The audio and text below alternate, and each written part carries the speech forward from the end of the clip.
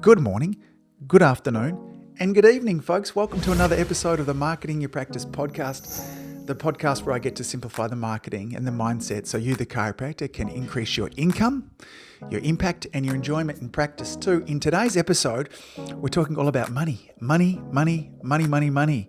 Now, a few years ago, maybe as little as 5 years ago, I would have found this super difficult to have this conversation with you without feeling very awkward, without feeling like I'm going to be judged with the conversation that we're about to have. And I've spent a lot of the last 5 years really studying money. I realized that if I wanted to have more of it, I needed to understand it. In particular, in community influencer, the group coaching that I have, and with the one-on-one coaching, this last 2 months I've been having lots of conversations with chiropractors in around money. The fact of the matter is, if we don't have our beliefs in line with the outcomes that we want to have, then there's going to be some form of difficulty that we have along the way, okay? And many of us want to have our practice grow, which means we want to earn more money, but we have these wacky beliefs along the way about what more money means and where money comes from and how people will think about us with regards to money. So we're going to have all of those conversations today. I've got a bunch of notes in front of me. If you're watching the video version of this will be a bit like a conversation. I'm going to ask you some questions. I want you to think very deeply about this. It might be worth spending some time afterwards to really contemplate what your answers are to these questions. Let's start with this. What is money? And what do you believe about money? This is the first question I like to ask people when we're having a discussion in around money. It's very interesting when I think and when people begin to share their beliefs. Sometimes they will say that money is hard, money is scarce, money is difficult to get, I don't have enough time, I seem to always spend more than I earn. People don't want to pay for what I have to offer. These are some of the beliefs that happen deep down. Now, maybe you don't feel like this on the surface, but I do want to tell you this now is that if you don't have the amount of money that you want to have, somewhere in along the lines, there's a contradiction. There is a belief issue that you have. And not that we want to go all wacky with regards to this, but our beliefs, in essence, create a cognitive bias that have us end up going from belief into reality. We often see what we think we're going to see. Our beliefs create our behaviors or our actions is what ultimately create our outcome as well. So let's take a couple of steps back and let's look at what money kind of is. How did it actually come about? When I ask this to people, most people kind of aware that the cash that we sometimes have now, we've gone to very much a digital world with our money. It got super complicated though when you wanted one of my sheep, but I didn't want one of your pigs. Was that the way it was around there too? But anyway, you wanted what I had to offer, but I didn't want what you had, but I wanted a cow instead. And that meant that you needed to swap what you had for your cow. And you could see how this got incredibly complicated. And so we started to bring in this idea of a currency. And to begin with, in many places it was little clay bits of tablet, I think they referred to them as. Then there was gold. In essence, what these were is, in some extent, they were a promise. They were a stored promise of stored value. That's what that $20 note is, the $50 note is, the $100 note in front of us. Our bank account, in essence, what money really is money is stored value. It's a promise that we've all agreed upon that inside of this, that made the barter system a lot more easy for us as well. So that's the first thing. When I had that realization, and I went back when I began to study what money actually is, I'm like, okay, so money is just stored value. It's a promise that we have in amongst our communities. In fact, it's a global storage at this stage. The next question I like to ask people is this, is why do you have the amount of money that you have right now? So right now, in your bank accounts, with your borrowings, all those things, why do you have the amount of money that you have? Now, maybe I could ask this question another way and I could say, why don't you have more money? Like if you want more money, why don't you have more money? Now it's interesting because when I ask this question, what I get is a lot of stories. Now we want to differentiate at this stage here the difference between stories and facts. And so let me tell you some of the stories first. And you might think, well, that's not a story, Angus, that's a fact. I'll tell you why I would refer to it as a story.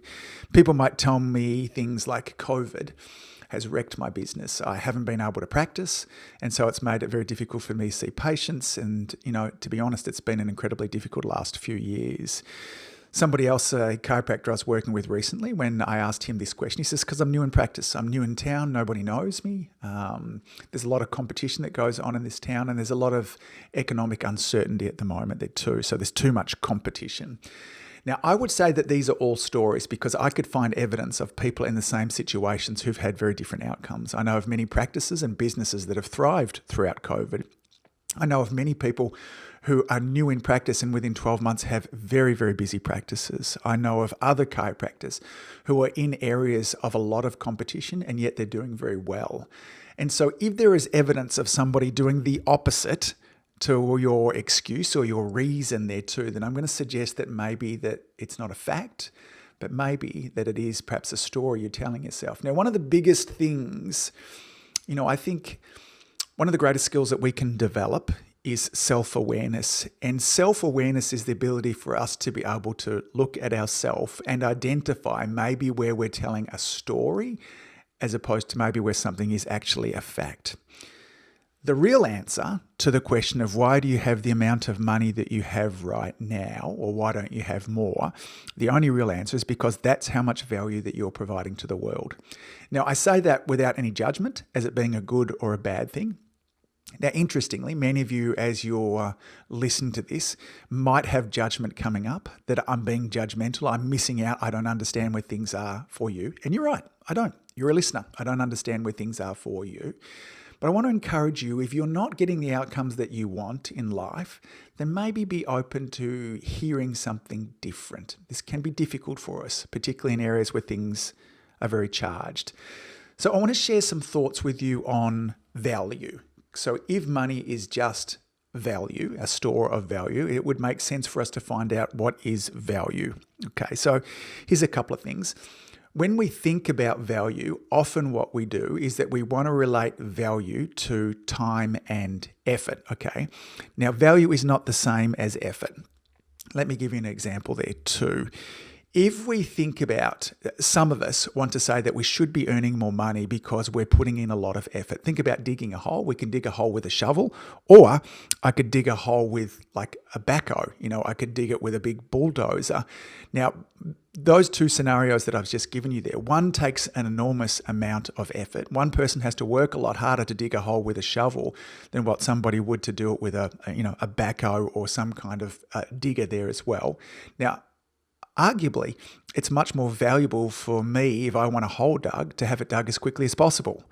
So there's not necessarily a relationship between effort as well. The other thing that I want to talk about, I'm going to talk about time in a moment there too.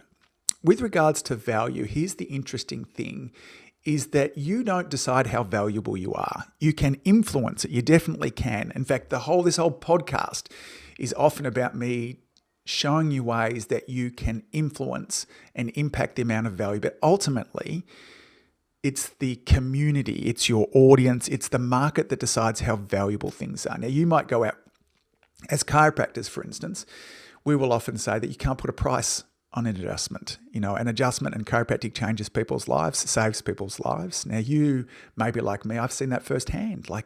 Is an adjustment worth $60, 70, 80, 100? Who knows? But it's the market that decides what the value is. And so this is something that's very important. You might think you have the very best idea in the world, okay? But if people aren't paying for it, then the market doesn't value it. That's an important thing to think about with regards to value as well. So we need to also investigate the relationship between, so we said, okay, if value has nothing to do with effort, because there's plenty, I want to come back to this again. There are plenty of people out there that are working very hard, okay? My folks, both school teachers, worked very, very hard. They were very committed to their work there too. But we as a society have put a value on what a school teacher does. Now, I think it's incredibly underrated. I think there should be very few professions that should be paid more than school teachers when you think about the impact that they have. But the market, we as a community have decided that's not very valuable. And that may well be part of the reason why we're in the situation that we are now.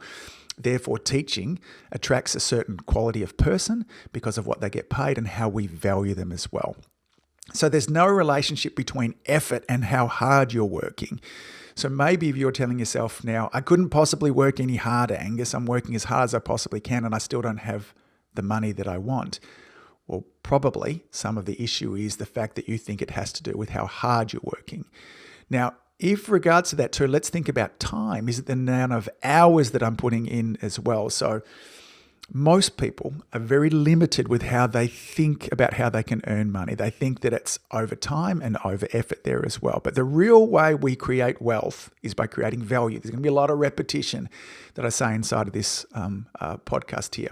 Let's look at an example. Let's look at Oprah. Oprah Winfrey, did she have more time than anybody else? Okay, she's got the same 24 hours that you and I have there too. Now, did she work harder than everybody else? Well, maybe she works harder than some people. Maybe she's working harder than you right now, but she's certainly not working. Did she work harder than my folks? Maybe, I don't know, but I don't think necessarily. There are definitely people out there that are working harder than Oprah did, that are earning less money. But the reason that Oprah earned what she earned is because of the value that she delivered. She provided more value. Now, we as the market said that Oprah is more valuable than a school teacher. Okay, now she was able to provide that value to millions, possibly billions of people through the medium that she decided to provide it with as well. Okay, so where are we up to so far? Money is just a store of value. If we want to earn more money, we need to provide more value. Okay, now value does not equal time and effort. So if the way that you're going to, well, it can. Okay, so you can, for instance, see more patients, work more hours, but it's very limited. It doesn't have to equal that as well, because there are people earning lots of money doing very little, spending very little time and very little effort. There is definitely a cap.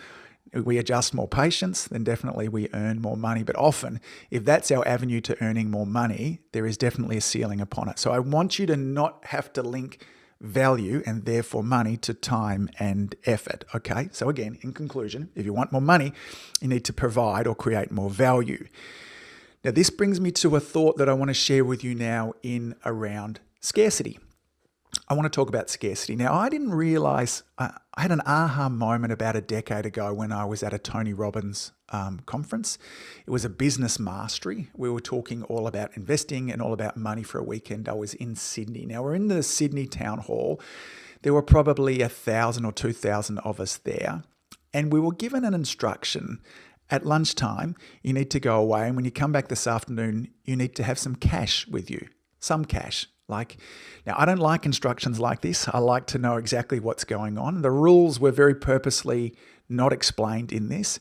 So I'm like, how much cash? So I went away and I came back with $300 of cash. I wasn't sure what I was going to do with it. I felt very nervous about it. When I came back in the afternoon, instead of there being all of the seats right the way in along, they had removed all of the seats and they divided us. Half of us along the left side of the room, half of us along the right side of the room. And they said to us, get your money out of your pockets. So I got my $300 out. It was all in $50 notes. And they said, what I want you to do is walk from one side of the room to the other side of the room. And that's it. That was the instructions. I had my $300 in my hand and I walked from one side of the room to the other side of the room.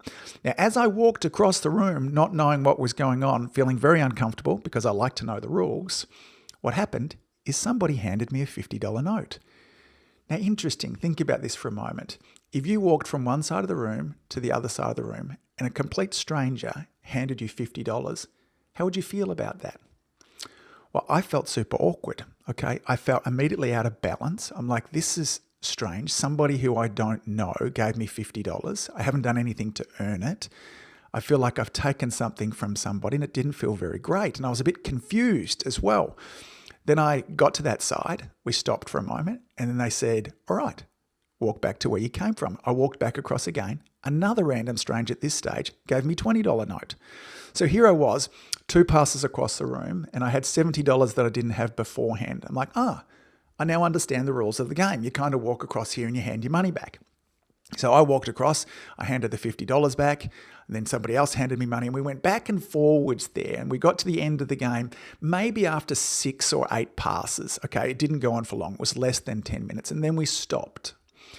And then whoever was presenting at the time, it wasn't Tony at this stage, said, all right, what happened in that scenario? Now, here's the interesting thing. I ended up back with $300, exactly what I started with.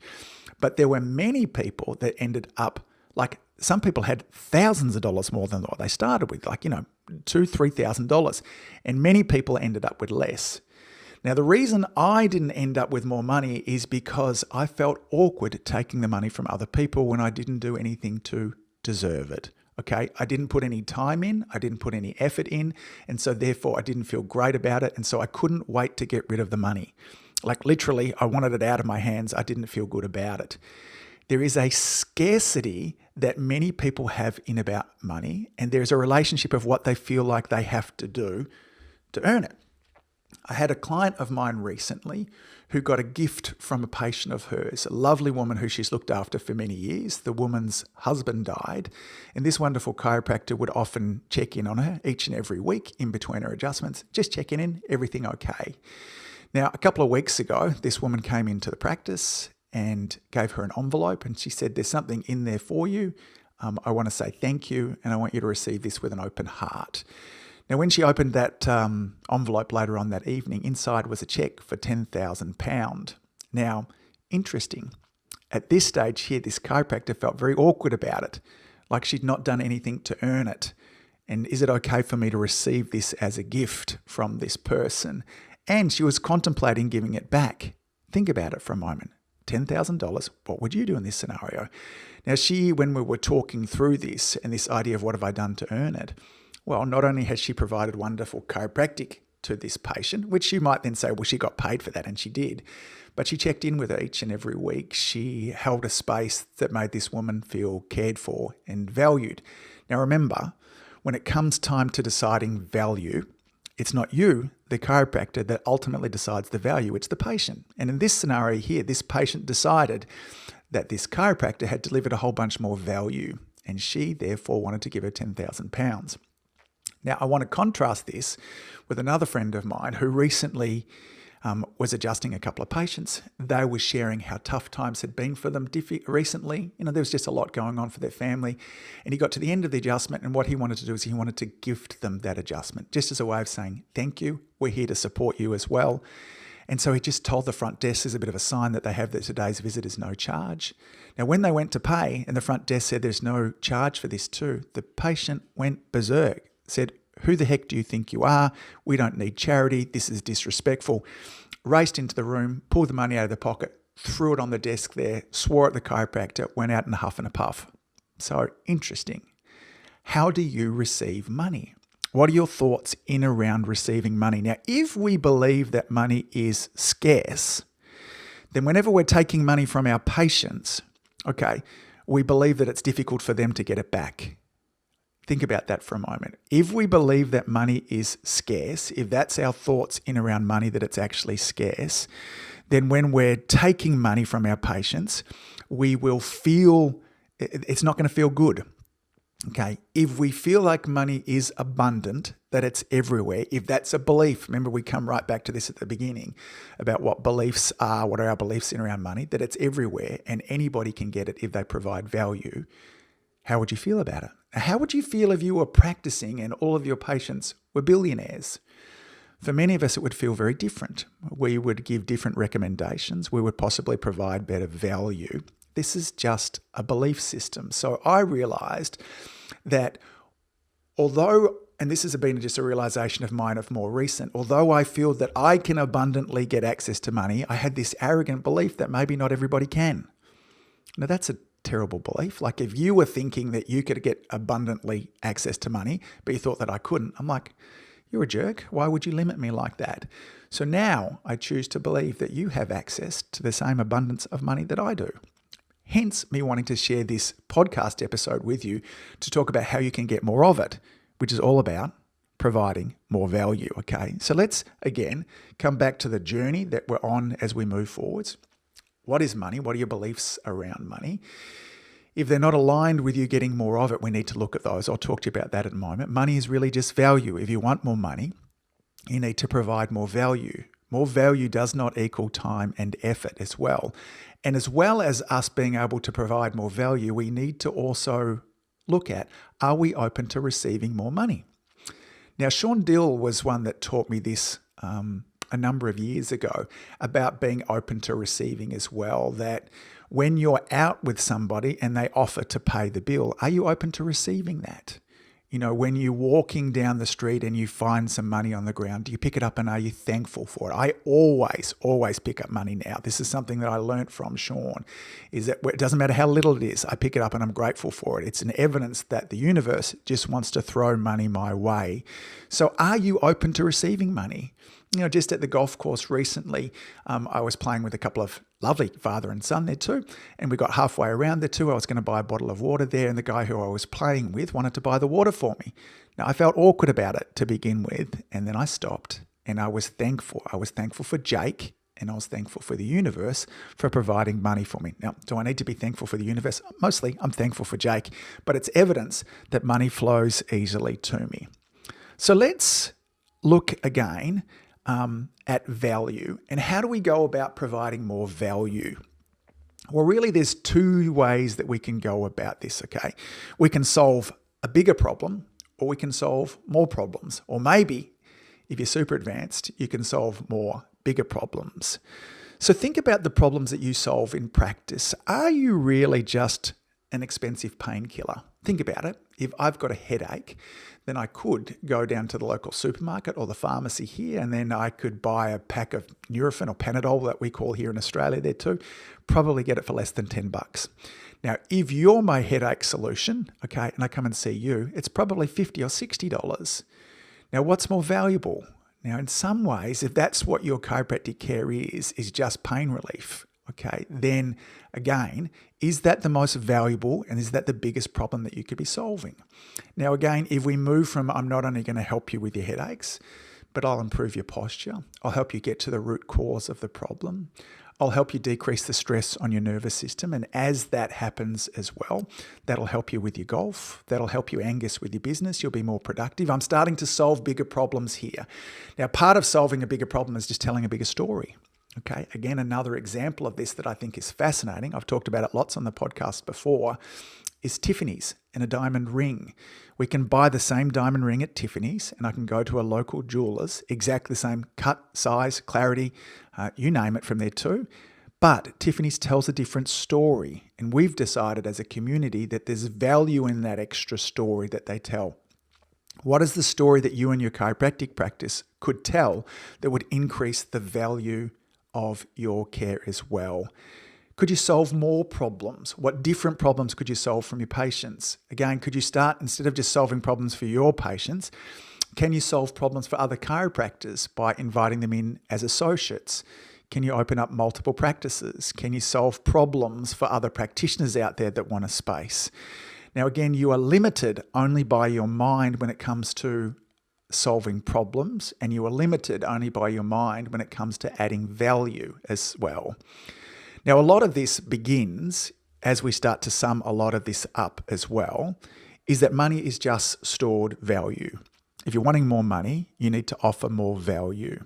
You need to ask yourself, are your beliefs in line with you making more money? Then if not, then we need to start to believe new things. Now, believing new things like money comes to me easily, I'm great at providing value, I'm great at solving problems, money is abundant.